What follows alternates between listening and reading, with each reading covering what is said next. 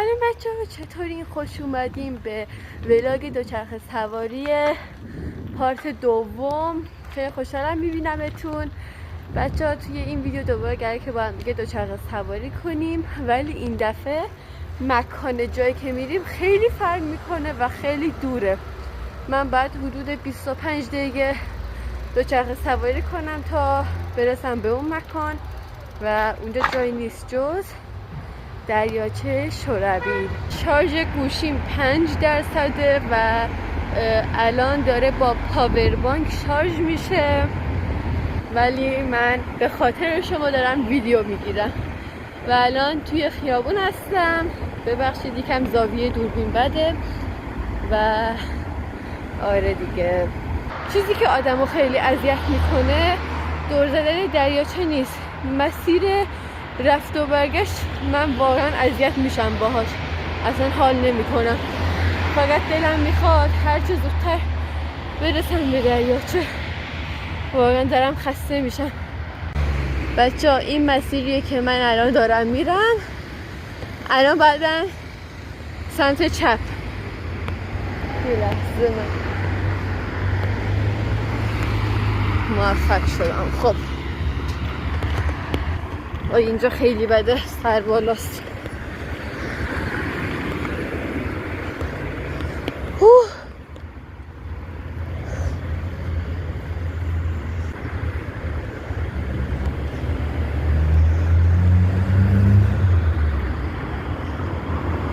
چون من اولش خیلی سردم بود و الان دارم از گرما میپزم، خیلی گرممه. باید وقتی رسیدم به دریاچه یکم اینو در بیارم، بعد دور کمرم ببندم یکم، شاید حالا بهتر شد. من دیگه ویدیو نمیگیرم، وقتی که رسیدم دریاچه شورابیل میبینمتون. بچه‌ها بالاخره رسیدم، حالا باید بپیچم به سمت دریاچه. از کجا بپیچم؟ راه نیست که. ای وای، باید برم جلوتر.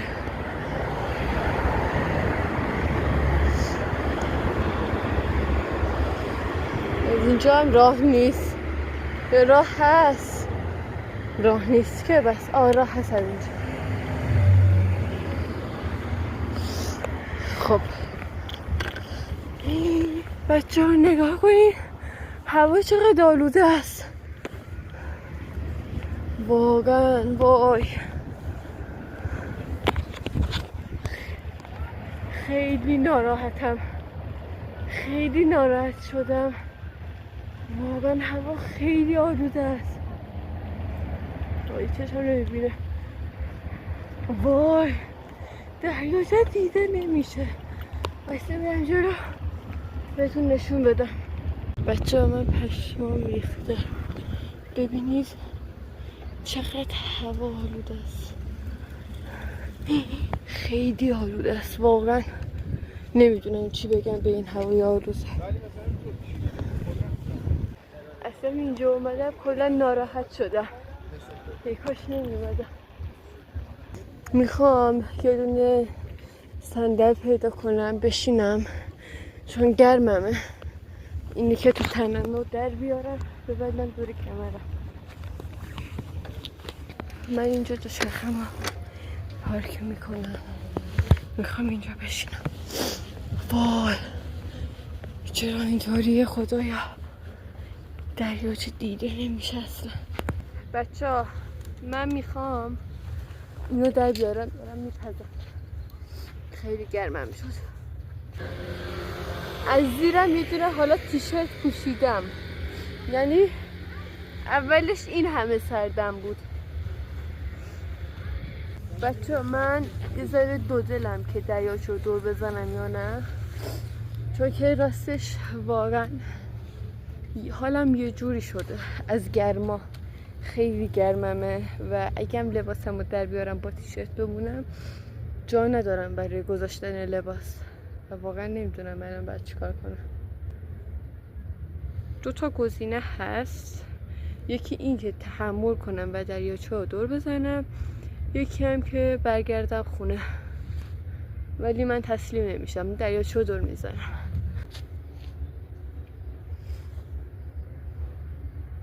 وای اینطوری خیلی بهتر شد. وای چقدر بهتر شد بچه ها، خیلی حال دادن. بچه ها من بلوزم رو دادم به یک کافه، گفتم امانت نگه داره، بعد از 45 دقیقه اینا میام میگیرم و قبول کرد. و بچه ها میدونین چی شد؟ به هم یه پیشنهاد دادن. اونجا چند تا دوچرخه سوار بودن با نمیدونم داور چی مربی دوچرخه سواری فلان، گفتن که نمیدونم بیا هر هفته تمرین کنی برای مسابقات و اینا. حالا نمیدونم ولی احتمالش زیاده که برم و همچین پیشنهادی رو بهم دادن. دیما هم انگار مسابقه دارن، هر هفته هم دوبار اینا تو سالن روی دستگاه دوچرخه سوارا تمرین میکنن.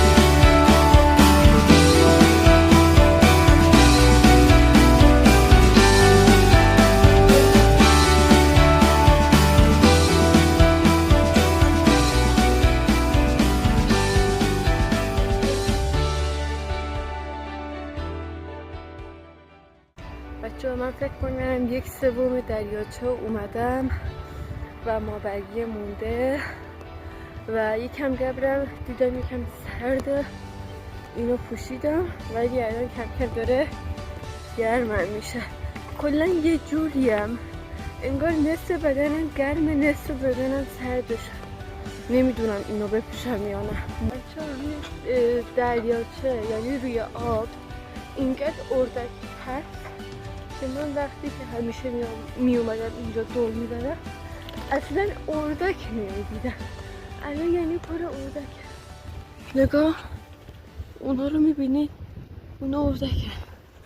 الان اینجا این بچه این ساختمون رو میبینید، این موزه مقدس شورویله که به کشتی شبیه سازی کردنش، در حالی که این موزه است.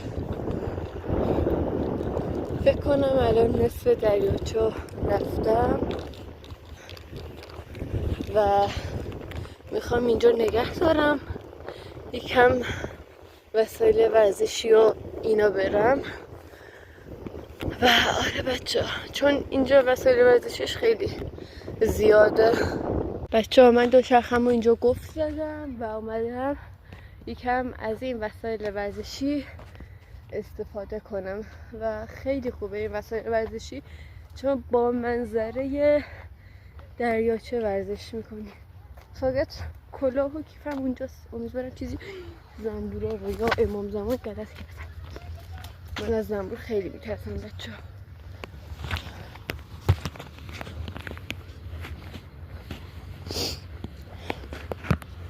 بچه ها پر زنبوره اینجا، وای خدای من، خدا خودش رحم کنه. اوه زنبورا رو خدایا، خدای خودم رو به خودت میسپارم. جان من اصلا نمیخوام شما رو اذیت کنم، با شما کاری ندارم. و اینجا میخوام یکم بشینم با منظره دریاچه.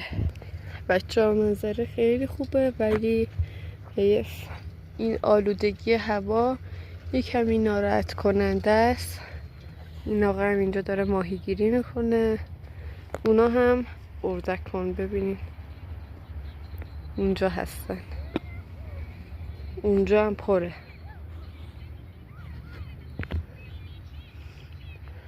من واقعا ترسیدم از وسایل ورزشی استفاده کنم، زنبورا رو دیدم ترسیدم راستش، چرا دروغ بگم، واسه همین نمیخوام ازشون استفاده کنم، میترسم. این درخت ها دورورشون پر زنبور، نگاه کنید نمونش. من میخوام برم ادامه مسیر. بچه ها من الان کل شعبیلا دور زدم و اومدم تو کافه نشستم و میخوام شیر نسکافه بخورم. بچه ها من توی کافه نسکافم هم خوردم، بلوزم هم تحویل گرفتم و دیگه الان میخوام برگردم به سمت خونه. مرسی که تا آخر ویدیو با هم همراه بودین. امیدوارم که از این ویدیو خوشتون بیاد. اگر دوباره از این سبک ویدیو خیلی دوست دارید تو کامنت ها برام بگین تا دوباره از این دوچرخه سواری ها زیاد براتون بگیرم. خیلی دوستتون دارم. خدا نگهدار تا ویدیو بعدی.